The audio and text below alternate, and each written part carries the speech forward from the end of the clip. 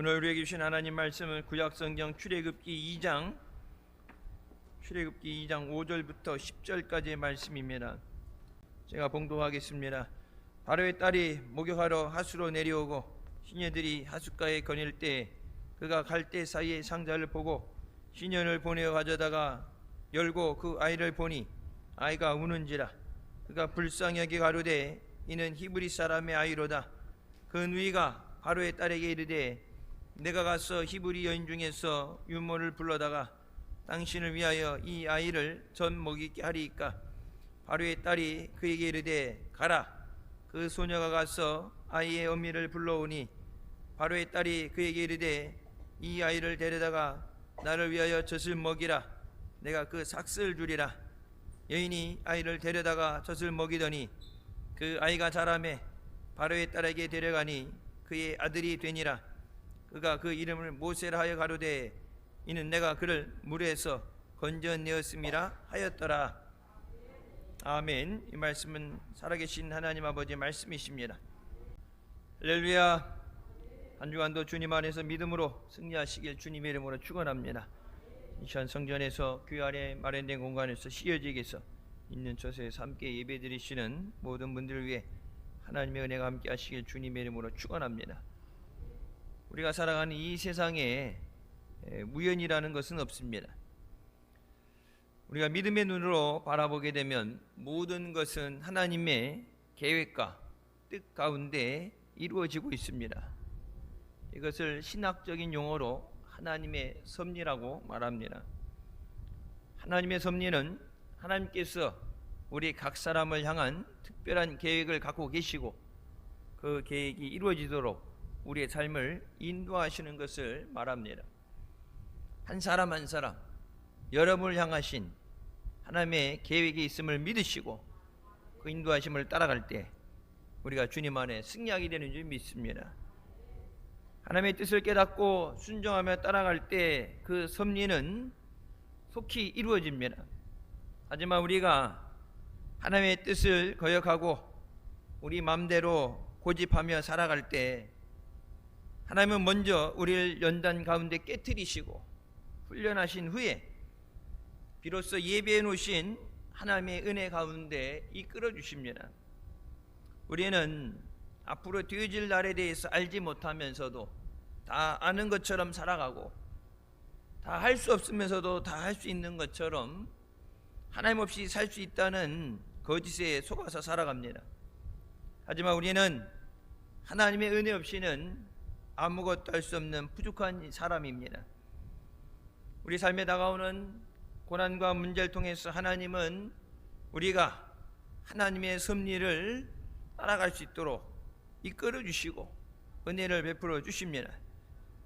우리가 고난 가운데 있다 할지라도 두려워하지 않고 낙심하고 포기하지 않는 것은 하나님께서 우리와 함께 하심입니다.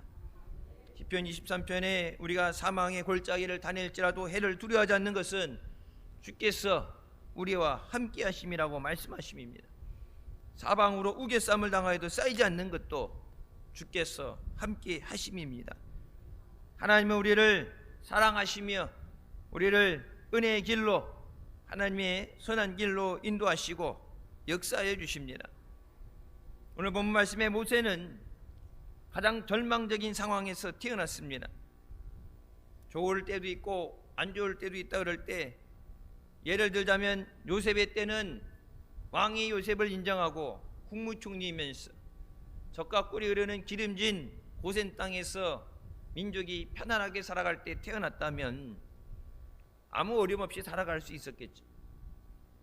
하지만 요셉을 알지 못하는 왕들이 나오고 오랜 시간이 지나면서 민족이 핍박을 받는 시대에 태어나서 가장 어려운 시간에 살아가게 됩니다. 첫 번째, 모세가 태어났을 때는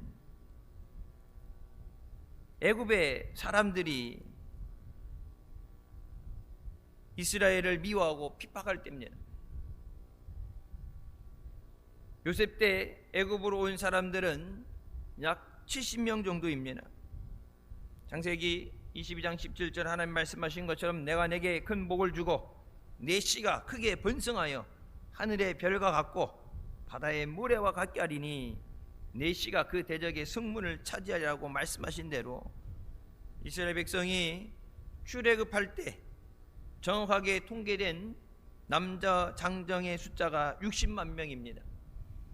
그리고 숫자로 통계되지 않은 여자와 아이들 합하면 최소 200만 명에서 최대 300만 명까지 보게 됩니다. 그 당시에 200만 명이라는 숫자는 적은 숫자가 아닙니다. 우리 청주가 대전이 광역시 되고 나서 우리도 광역시 한번 만들어 보겠다고 인구 100만이 돼야 광역시가 옛날이 됐죠.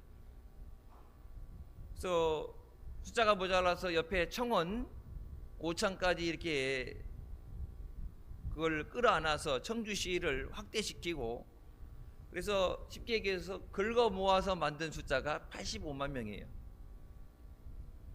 청주시 전체 숫자가 85만, 대전이 100만이 좀 넘죠. 근데 수천 년 전에 200만 명이 넘는 숫자가 한꺼번에 동시에 이동을 한다. 지나가면 메뚜기가 휩쓸고 지나간 것처럼 아무것도 남지 않게 됩니다. 성경의 말씀처럼 애굽의 사람들보다 숫자가 더 많아지게 됐습니다. 그가 그 백성에게 이르되 이 백성 이스라엘 자손이 우리보다 많고 강하도다. 하나님께서 약속하신 대로 번창하게 하시고 그들을 강하게 하셨습니다. 애굽 사람들이 두려워해서 만약 전쟁이라도 나면 우리가 나라를 뺏길 수도 있고 저들이 우리를 대적하는 자들과 함께하면 우리는 꼼짝없이 질 수밖에 없다. 그래서 저 사람들에게 무거운 짐을 주고 하루 종일 일을 하게 해서 몸이 피곤하게 일하게 하는 이유는 하나입니다. 더 이상 아이를 낳지 못하게 하기 위해서. 중국이 너무 인구가 많다고 해서 한 자녀만 낳기 운동을 하면서 한 사람만 우리처럼 의료보험의 혜택을 받고 인정을 안 해주니까, 그래서 아이를 안 낳는 경우도 있지만 낳는데 통계가 안 되는 숫자도 중국도 어마어마하대요. 근데 핍박을 받으면 점차 줄어들겠지 생각했는데 이스라엘 백성의 수는 더 늘어났습니다. 쉬운 예로 미국 사람들 보게 되면 백인들은 아이를 한 명, 많아야 둘 정도 낳습니다. 직장 다니면서 맞벌이 하면서 어느 정도의 중산층의 삶을 유지하면서 아이들을 교육시키고 하려고 그러면 계산을 하죠. 계산적으로 살아요. 전기세 얼마 나가고 집 30년 할부로 살게 되면 월세가 얼마 나가고 전부 계산해서 병원 의료비 이런 거 계산해서 하니까 아이를 키울 때 우리나라도 아이를 낳아서 대학까지 보내는데 예전보다 금액이 올라가서 뭐 5억 정도 들어간다 그러는데, 그러니까 아이고 야 등골이 휘니까 힘들어서 감당할 수 없기 때문에 애를 안 낳잖아요. 근데 미국 보게 되면은 지금은 없어졌습니다. 근데 예전에 흑인들 기초생활 수급자들 아이들 낳으면 한 아이당 $500씩 줬습니다. 지금 뭐 환율로 계산하면 한 아이당 70만 원. 아무것도 안 하고 애만 낳으면 70만 원. 애 셋 낳으면 얼마예요? 근데 보통 흑인 애들 보게 되면 최하 숫자가 셋이에요. 최하 숫자가 하나가 아니야. 최하 숫자가 셋 이상, 다섯, 많은 경우는 6까지 봤어요. 그러면은 엄마 아빠가 일할 필요가 없어. 왜? 애들 나오는 것만 받으면 돼. 여러분 그렇게 나오죠? 보통 월급 500만 원 번다 그러면 여러분 거기서 세금 뭐 30-40% 떼가잖아. 근데 정부에서 주는 지원금은 세금을 안 떼가. 세금 없이 주는 금액이에요. 그리고 그거 갖고 자꾸 술 먹고 그러니까 나중에는 그 금액에서 어느 정도는 이제 푸드 스탬프라 그래서 뭐 홈플러스라든지 이마트 이런 데 가서 음식을 사는 데만 쓸 수 있도록, 술을 못 사 먹도록. 도박이나 술을 못하도록 그렇게 제한을 뒀었는데, 그럼 한국 사람뿐만 아니라 미국 사람들도 다 방법을 만들어내요. 100달러짜리 스탬프 갖고 가갖고 그 가게 뒷문에 가면 거기서 80불하고 이렇게 바꿔줘. 바꿔치기 해서 환전하는 것처럼 바꿔주고. 그래서 미국 사람들이 동네 만들어서, 아무것도 없는데 동네 만들어서 좋은 거 만들고 학교 만들면은 숫자가 적으니까, 아이를 많이 안 낳으니까, 인구 많은 흑인들이 이게 몰려오면은 잘 갖고 오는데 뺏기고 또 딴 데 가서 개척하고, 세금은 우리가 내는데 저 사람들은 일도 안 하는데 너무 혜택을 받는다 그래서 나중에 그거를 없앴죠. 없애고 나서는 인구가 좀 감소가 되죠. 세계적인 학자들이 우리나라 대한민국 보면서 한마디로 출산율을 보고서 한마디 했던 것이 뉴스에도 나왔죠. 대한민국 망했다. 그 이유는 그렇습니다. 우크라이나가 3년 동안 전쟁을 하는데, 전쟁하는 우크라이나가 난 출산율보다도 전쟁을 안 하는 대한민국에서 아이가 더 안 태어난다.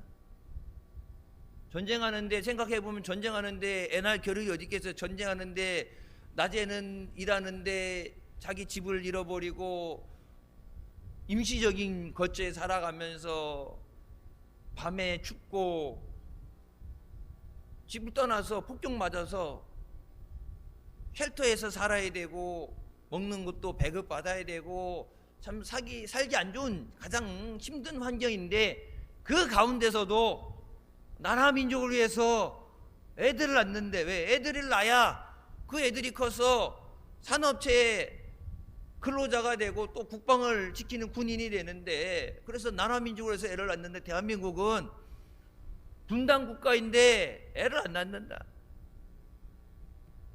초고령화 시대에 들어가고 역사상 유례없는 대한민국이 새로운 장을 쓰고 있죠. 가장 낮은 출산율, 애를 안 낳죠.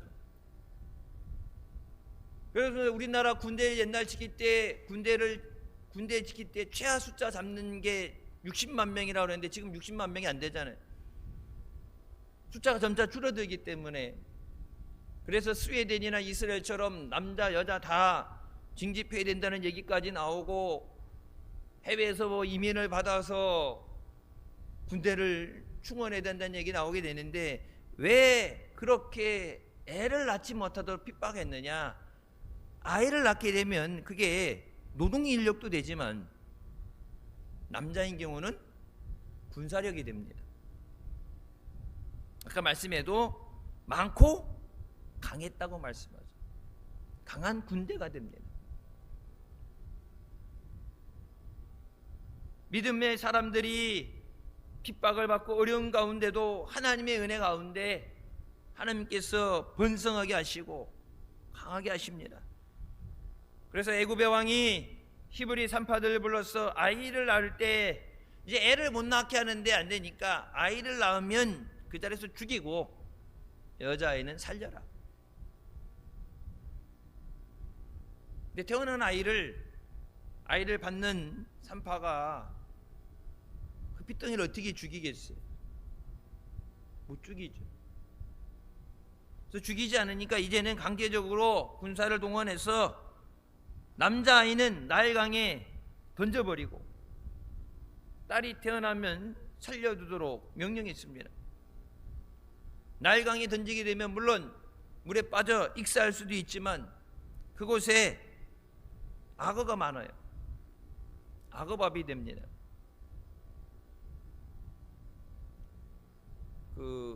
라이언킹인가? 애들 만화 있죠. 거기 이렇게 보는데 사자가 물에 떠내려오면서 통나무 같은 데 하나 얹혀가지고 축 늘어져서 이렇게 떠내려오는데, 그 땅에 위에 있는 다른 사자가 보면서 너한테 말해줘야 되는 게 있는데 아빠가 얘기하지 말라서 얘기를 못해. 그 얘기도 하지 말지. 그 얘기를 해요. 그러니까 얘는 물에 빠져있는데 힘든데 뭔데? 얘기해주고 싶은데 하면 안 된대. 그러니까 입이 근질근질해서 하고 싶은데 혼날까봐 얘기 못하는데, 물에 빠져있는 애가 화가 나니까 빨리 얘기 안 해? 빨리 얘기해. 그랬더니 이제 그때 이제 조그맣게 남이 들으면 안 되니까 나지근한 얘기를 하는데, 이거 비밀인데 너 악어밥 된다? 그래서 이 아이, 이 물에 빠져 있는 아기 사자가 뒤를 딱 돌아오는 순간 악어떼가 몰려드는 것을 보면서 서둘러서 막 허둥지둥 하면서 물 위로 올라오게 해서 발버둥 치는 장면을 본 적이 있어요. 나일강에 악어떼가 어마하게 많아요. 이런 미국에 가게 되더라도 남쪽 지방에 이런 조그만 연못 호수 같은데 날 좋다고 물 깨끗하다고 그냥 떠들어가면 큰일 납니다. 악어 천지예요. 곳곳에 보면 악어 조심하라는 표지판이 있어요. 아이를 직접 죽이긴 뭐하니까 그냥 던져놓으면 물에 빠져 죽든지 악어밥이 되겠지. 그때 레이지파 가정에서 한 아이가 태어나게 됩니다. 사도행전 7장 20절, 그때 모세가 낳는데 하나님 보시기에 아름다운지라 그의 아버지 입에서 석 달 동안 길렀다 말씀합니다. 하나님 보시기에 아름다웠고 부모 보기에 얼마나 그 아이가 사랑스러웠겠어요.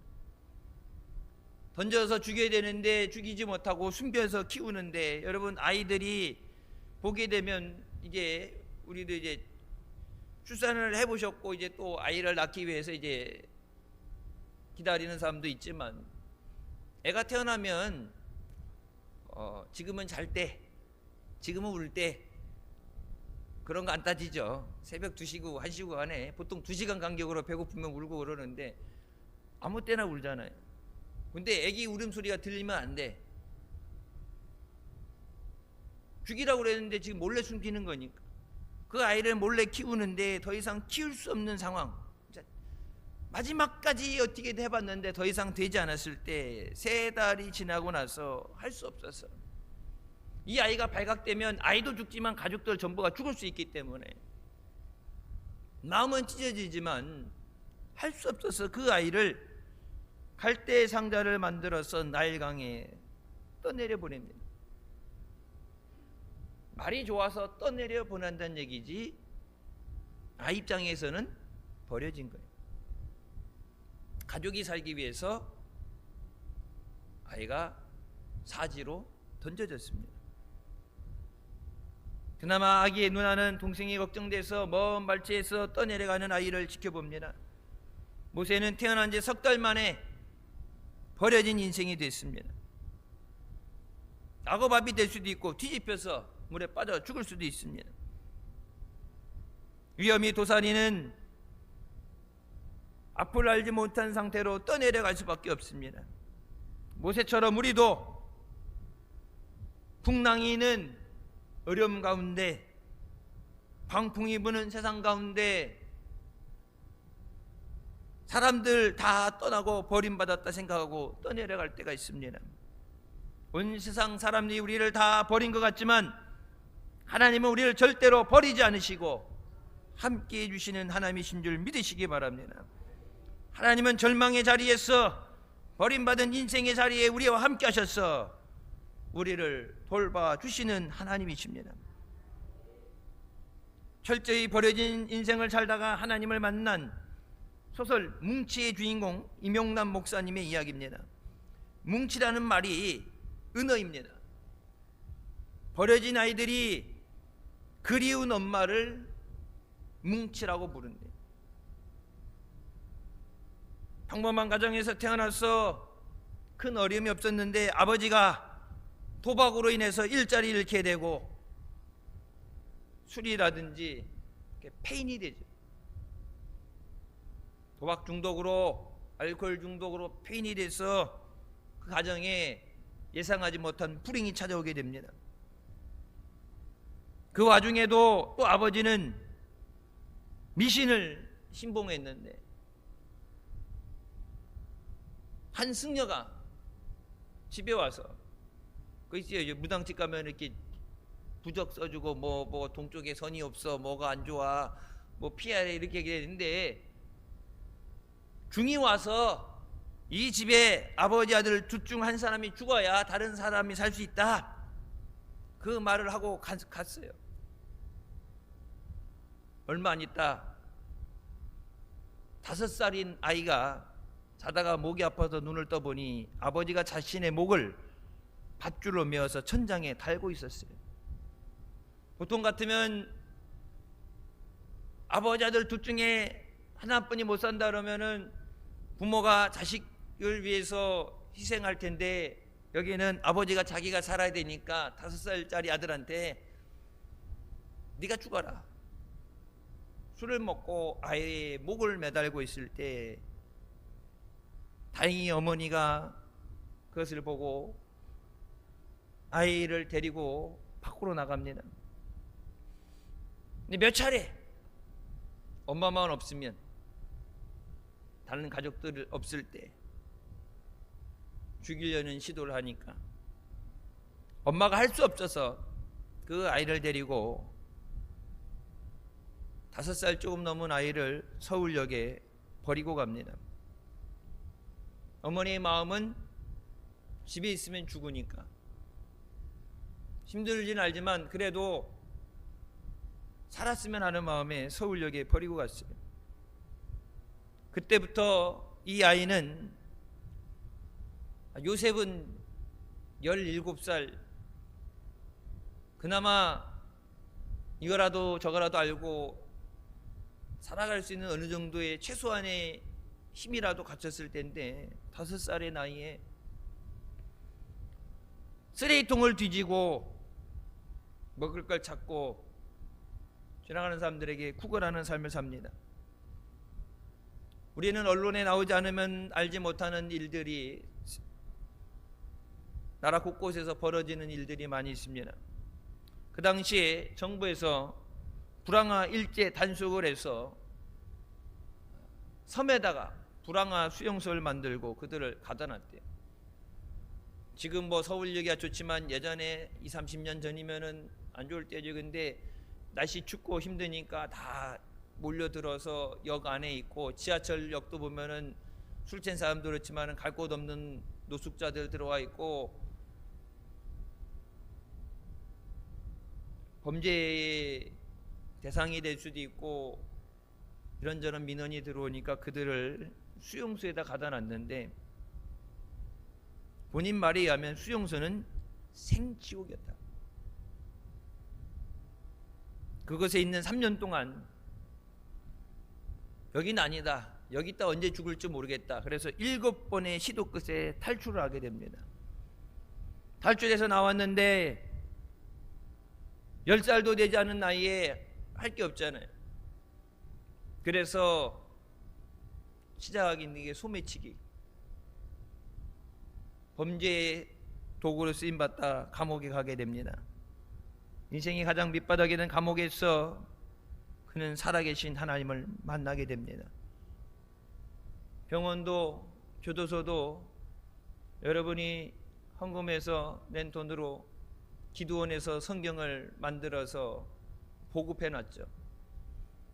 병원 가면 하얀색 커버로 된, 옛날에 보면 신약 구약 따로 이렇게 놓고 뭐 시편 잠언 이렇게 작은 얇은 것부터 신약 따로 구약 따로 된 거 있고 신구약에 같이 된 것도 있고 종류별로 여러 가지가 있어요. 교도소 안에서 할 일이 없으니까 성경을 읽던 중 읽은 말씀이 시편 27편 9절에서 10절 말씀입니다. 나의 구원의 하나님이시여, 나를 버리지 마시고 떠나지 마소서. 내 부모는 나를 버렸으나 여호와는 나를 영접하시리이다. 말씀이 딱 나잖아요. 말씀이 딱 난데, 말씀에 눈물이 나면 말씀에 깨지고 나서 눈물을 흘리며 그 가운데 하나님을 만나게 됩니다. 교도소 안에서 믿음을 가지게 되고 출소한 후에 목사님의 도움으로 신학교를 다니고 목회자 길을 가게 됩니다. 그러면서 이렇게 고백합니다. 18년간 어머니를 찾아 나선 길 끝에 주님께서 기다리고 계셨어요. 5살 그때 집에서 서울역에 버려진 뒤로 어린 마음에 아버지는 자기를 죽이려고 그러니까 자기를 버린 어머니, 그 어머니를 찾기 위해서 18년을 어머니를 찾아다녔대요. 쓰레기통을 뒤지면서 먹으면서 한 군데 있는 게 아니라 계속 다니면서 어머니를 찾기 위해서.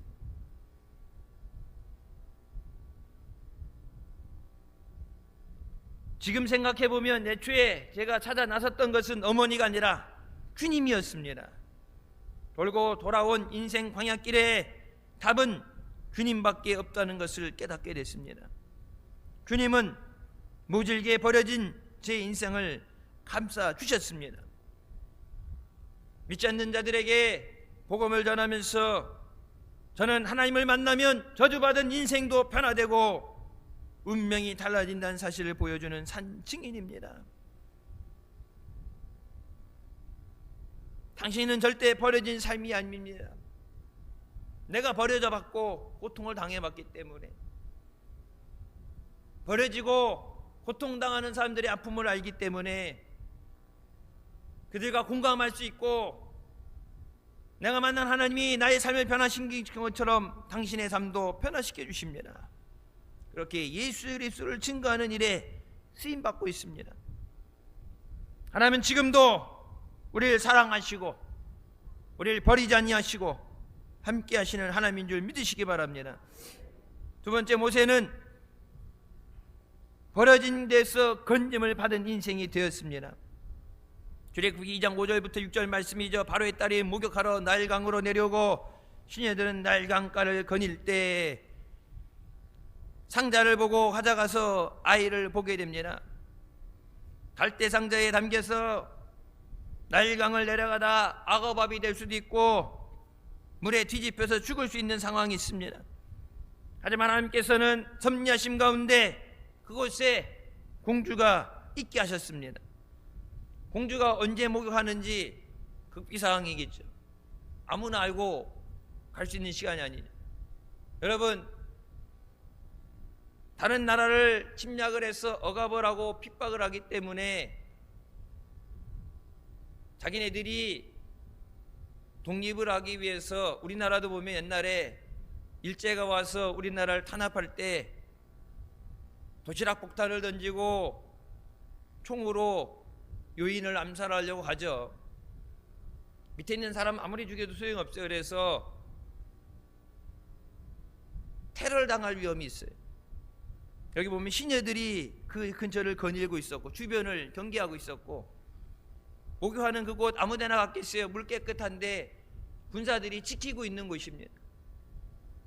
원일모를 상자가 그 안에 폭탄이라든지 독사가 담겨서 내려올 수도 있는데, 코브라라든지 독사로 암살할 가능성이 있는데 분명히 경비병이 있어야 되고 지키는 시위병이 있어야 되는데 아무것도 거치지 않고 공주가 목욕하는 곳에 상자가 떠내려왔다 그러면 여러분, 여러 명이 목이 달아날 상황이에요. 지금 공주가 목욕하는 동안에 밖에서 주변에 아무도 못 오도록 주변을 경계하고 있는 시녀들도 다 책임지고 죽을 수밖에 없는 상황이에요. 철통같이 지켜야 되는 그 상황 가운데 그 사이를 뚫어서 하나님은 공주에게 모세가 가도록 만드셨습니다. 하루만 빨리 지나가서도 악어밥이 됐어요. 시위병들이, 경계병들이 주변을 돌아볼 때 조금만 일찍 왔어도 거기서 걸려질 수가 있어요. 아이를 공주가 봤을 때 그 아이를 보자마자 뭐라고 합니까? 히브리 아이다. 히브리인이 아니다. 애굽 사람이 아이를 그렇게 버릴 리가 없죠. 버려진 이유는 하나예요. 발각되면 죽으니까. 히브리 아이가 내려오는데 여러분, 다른 사람도 아니고 바로 애굽의 왕, 자기 아버지가 히브리 사람들 남자아이를 다 죽이라고 명령을 내렸습니다. 그 명령을 모르진 않아요. 그 아이를 내가 건져줬다, 살려줬다 하는 것도 내게 문제가 될 수 있고 내가 추궁받을 수 있어요. 아무리 자식이라 할지라도 왕의 명령에 도전하는 것은 일반 사람들 같았으면 사형이죠. 근데 그 아이를 바라보고서 그냥 단순히 살려주고 싶은 것도 아니고 이 아이를 내 아들로 삼겠다. 그 마음에 들게 하신 것이 하나님의 섭리하심입니다. 그냥 단순히 살려주자, 건져서 살게 해줘라, 궁에 데리고 가서 종으로 써라. 살긴 살겠죠. 종으로 매여 있으면 하나님이 계획하신 것과는 차질이 생겨요. 모세는 태어나서 말도 제대로 못하는, 이제 태어난 지 3달 됐는데 무리를 떠내려갈 때 못 모르고 재밌으니까 자기는 방그러 웃으면서 재밌다고 내려갈 때면 지가 지금 곧 죽게 생긴 것도 모르고 떠내려가는 상황에서 하나님은 그 앞을 내다보시고 계획하신 가운데 모세를 통해서 역사하십니다. 아버지가 죽이라고 했는데 그 딸이 그를 불쌍히 여기고 건져서 아들로 삼아줍니다. 이것이 하나님의 은혜입니다. 하나님의 은혜가 없으면 믿음의 사람들은 결코 살아갈 수가 없습니다. 세상 사람들은 믿음 없이도 살 수 있다 그러고 돈이면 살 수 있다 그러지만 하나님의 구원받은 자녀들은 하나님의 은혜 없이 살 수 없습니다. 그러나 내가 나 된 것은 하나님의 은혜가 된 것이라고 바울이 고백한 것처럼 모든 것이 하나님의 은혜입니다. 우리가 지금 여기 앉아 있는 것, 예배할 수 있는 것이 다 하나님의 은혜입니다. 이 모든 것은 하나님의 섭리로 되어진 일입니다. 여러분을 예수님을 영접하게 하시고 이곳에 보내서 주님의 일을 맡기시고 또 여러분에게 잃어버린 자들을 맡기시고 그들을 감당하게 하신 것이 하나님의 섭리하심입니다. 나는 알지 못하지만 나의 삶을 계획하시고 인도하신 하나님께 우리가 모든 것을 맡기고 그 은혜에 감사하며 살 때 우리가 반드시 승리하게 되는 줄 믿으시기 바랍니다. 세 번째, 모세는 건진받은 삶에서 하나님 앞에 쓰임받는 삶으로 바뀌게 됐습니다. 출애굽기 2장 7절부터 말씀이죠. 바로의 딸에게 이르되 내가 가서 당신을 위하여 히브리 여인 중에서 유모를 불러다가 이 아이에게 젖을 먹이게 하리까. 단순히 건진받는 게 아니라 누나가 옆에 쫓아가다 그것을 보고 유모를 불러다가 저 아이의 젖을 먹여야 될 거 아니에요. 요즘 같으면 뭐 사냥윤이 뭐 분윤이 갖다가 우연히 먹을 게 있지만은 그 당시에 먹을 게 없을 때는 젖을 먹여야 되는데 내가 가서 히브리 아이니까 히브리 여인을 데려다 젖을 먹이게 할 거예요. 3개월 된 아이를 강에 뛰어내려 볼 때는 마음이 찢어지는 것처럼 하늘이 무너내리는 것처럼 아팠지만 여러분 떠내려간 지 뭐 얼마나 며칠이나 됐겠어요. 잠깐 떠내려간 그 상황 가운데서 하나님께서 다시 그 어머니의 품에 돌아오게 하시고 어머니의 젖을 먹게 하시는 것이 하나님의 섭리하심입니다. 다른 누구도 아니고 내 아이, 바로 아침까지도 그 아이를 안고 젖을 먹였는데 그 아이가 얼마 되지 않아서 다시 내 품에 돌아오게 하신 것, 어머니의 간절한 마음을 아시고 그를 불쌍히 여기셔서 어머니의 품에 돌아오게 하셨습니다.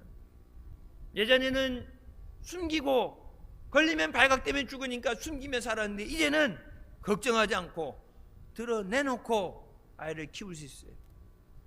내가 아니라 바로의 딸 공주가 내게 키우라고 맡겼기 때문에 합법적으로 허가를 받고 아이를 키울 수 있어요. 여러분 다 자녀들 낳아서 키워보셨지만 여러분 집에서 애 키운다고 국가에서 월급 줍니까? 물론 시아버지나 친정아버지가 와서 애 키우는데 고생한다고 먹고 싶은 거 사 먹으라고 용돈을 줄 수 있지만 내 아이 내가 젖먹이고 똥기저귀 갈고 애 돌본다고 월급을 받는다. 지금도 거의 뭐 불가능은 아니겠지만 그래도 지금도 참 힘든 일인데 내 아이를 내가 키울 수 있는 것만 해도 감사가 넘쳐나는데 내 새끼 내가 안고 키우는 것도 은혜인데 감사한데 거기다가 애 잘 보라고 건강하게 잘 키우라고 돈을 주네. 엄마가 잘 먹어야 애기한테 젖이 잘 가냐. 그러니까 먹을 것을 챙겨주고 아이가 건강해야 된다. 왜? 이 사람 아이는 꿈에도 몰라.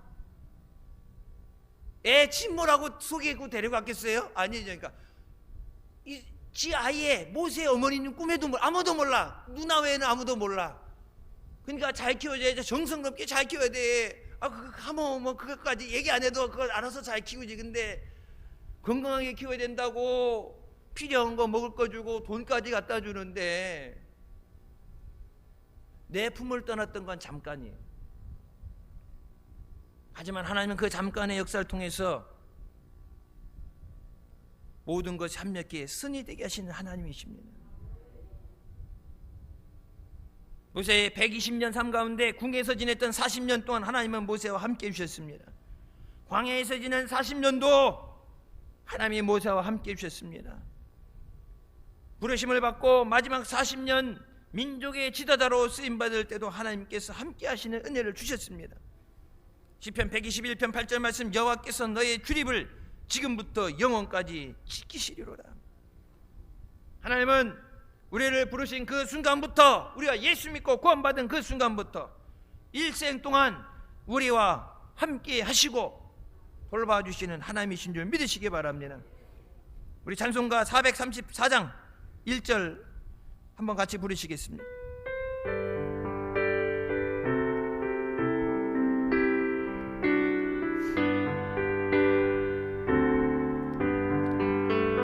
나의 갈 길 다가도록 예수 인도하시니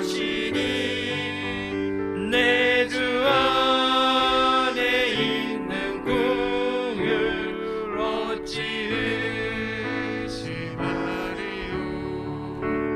믿음으로 사는 자는 하늘 위로 받겠네. 무슨 일을 만나든지 만사 형통하리라. 무슨 일을 만나든지 만사 형통하리라.